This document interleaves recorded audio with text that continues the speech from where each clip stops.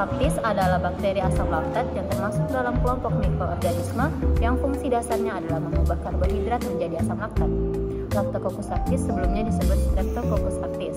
Di alam, Lactococcus lactis ditemukan pada permukaan tumbuhan, kulit, dan rambut hewan, serta di mulut dan sistem pencernaan hewan. Mereka tidak aktif pada tanaman, tapi mulai berkembang biak pada saat mencapai saluran pencernaan hewan. Bakteri ini berbentuk bulat, oval, kemudian membentuk rantai pendek, panjang, atau berpasangan.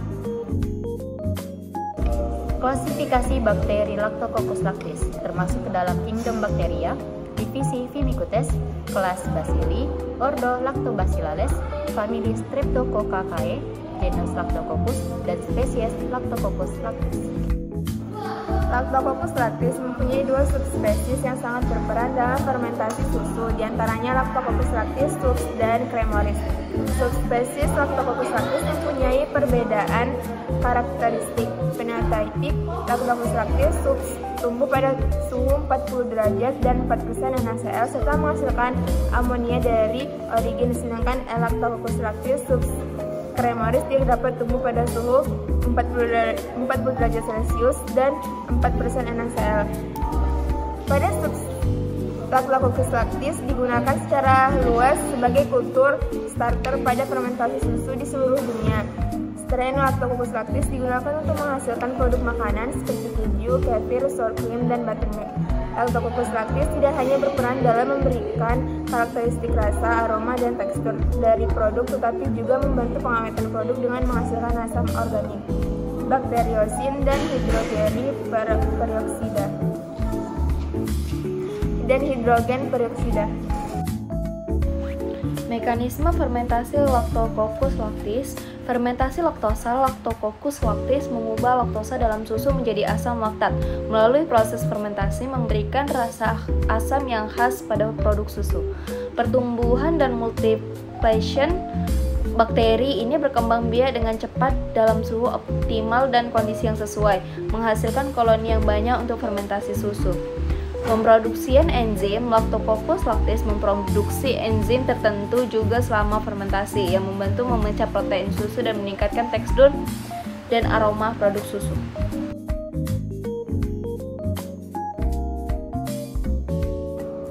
Penerapan Lactococcus lactis pada bioteknologi. Lactococcus lactis sudah diteliti secara menyeluruh dan diterapkan pada banyak aplikasi. Bakteri ini memiliki beberapa jalur fermentasi. Namun tujuan terpentingnya adalah propertinya untuk memproduksi produk susu seperti keju dan susu. Lactococcus lactis berspesialisasi dalam laktat dehidrogenase yang mengeluarkan asam laktat yang digunakan untuk mengawetkan makanan dan memperpanjang umur simpan makanan. Industri susu terus meningkatkan aktivitas dan efektivitas Lactococcus lactis dengan memanipulasi lingkungan dan perilaku selnya. Penelitian lain memanfaatkan bakteri sederhana dan tidak berbahaya sebagai vaksin mukosa. Di negara-negara berkembang, di mana vaksin terbatas dan tidak terjangkau, penyakit dapat menyebar dengan mudah. Para peneliti berupaya membuktikan bahwa vaksin mukosa terhadap Streptococcus pneumoniae yang menggunakan Lactococcus lactis lebih efektif dibandingkan vaksinasi dengan antigen hidup yang dimurnikan. Lactococcus lactis diolah untuk menggabungkan kembali strain vaksin, sehingga sel dapat mengekspresikan protein vaksin PSPATIGR4. Hasilnya menunjukkan bahwa Lactococcus lactis mempunyai potensi dan keamanan yang lebih besar dalam mengembangkan vaksin pada manusia dan harus dipertimbangkan untuk digunakan melawan lebih banyak patogen.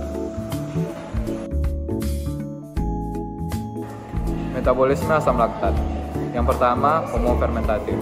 Bakteri dalam kelompok ini akan mengubah eksosa menjadi asam laktat dalam jalur Embden-Meyerhof (IF) dan tidak dapat memfermentasikan pentosa atau glukonat. Yang kedua, heterofermentatif. Heterofermentatif adalah eksosa yang difermentasikan menjadi asam laktat karbon dioksida dan etanol atau asam asetat sebagai akseptor elektron alternatif. Pentosa lalu diubah menjadi laktat dan asam asetat.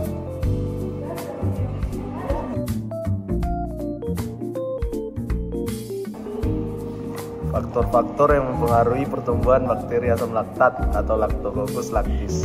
Yang pertama, lama fermentasi. Mikroorganisme inokulasi pada media pertumbuhan yang terlihat mula-mula adalah suatu pembesaran ukuran volume dan berat sel. Ketika ukurannya telah mencapai kira-kira 2 kali dari besar sel normal, sel tersebut membelah dan menghasilkan 2 sel. Sel-sel tersebut kemudian tumbuh dan membela diri menghasilkan 4 sel.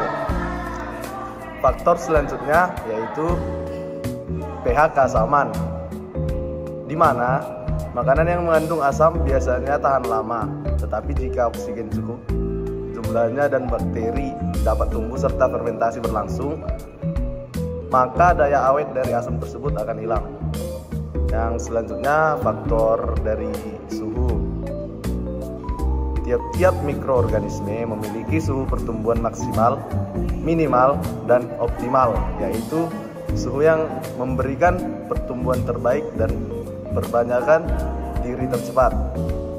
Mikroorganisme dapat diklasifikasikan menjadi 3 kelompok berdasarkan suhu pertumbuhan yang diperlukannya. Selanjutnya faktor oksigen.